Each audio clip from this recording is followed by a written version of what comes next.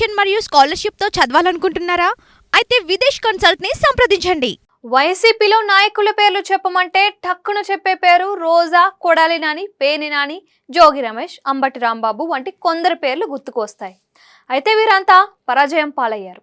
కొందరు తమ వారసులను తీసుకొచ్చి ఓటమి కార్డును చేజిక్కించుకున్నారు. అయితే ఎన్నికల్లో ఘోర పరాజయం తర్వాత పార్టీ నానాటికి డైల్యూట్ అవుతున్న నేపథ్యంలో కూడా ఎక్కడా నాయకులు జాగ్రత్త పడుతున్నట్టుగా కానీ, నాయకులు ఎక్కడా రిలీజ్ అవుతున్నట్టుగా కానీ కనిపించడం లేదు.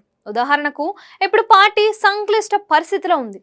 సీనియర్ నాయకులు జంప్ అయ్యారు. మరికొందరు ఎప్పుడు వెళ్తారో తెలియని సంకట స్థితిలో పరిస్థితి ఉంది. ఇలాంటి సమయంలో నాయకులు ఆచితూచి కదా మాట్లాడాలి. పార్టీలో ఏమైనా తప్పులు జరిగి ఉంటే సమీక్షించుకుంటాం, భవిష్యత్తులో జాగ్రత్తలు తీసుకుంటాం, ప్రజలకు మరింత చేరువయ్యేందుకు ప్రయత్నిస్తాం అని కదా ఇప్పుడు చెప్పాల్సింది. అంతేకాదు పోతున్న నాయకులను కాపాడుకుంటామని కూడా అనాలి. కానీ ఈ విషయంలో రోజా వంటి నాయకులు మాత్రం ఏ మాత్రం సంకోచం లేకుండా వైసీపీని మరింత విమర్శల పాలు చేస్తున్నారు.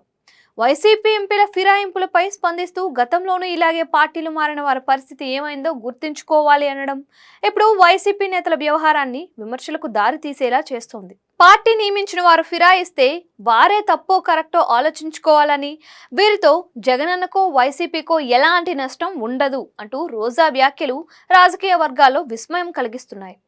పార్టీకి ద్రోహం చేసి వెళ్లిన వారిని ఎవ్వరూ గౌరవించరు, క్షమించరని కూడా అన్నారు. కానీ చిత్రం ఏంటి అంటే ఈరోజు ఈ కొడాలి, ఈ పేర్ని పొరుగు పార్టీల నుంచి వైసీపీలోకి వచ్చిన వారే.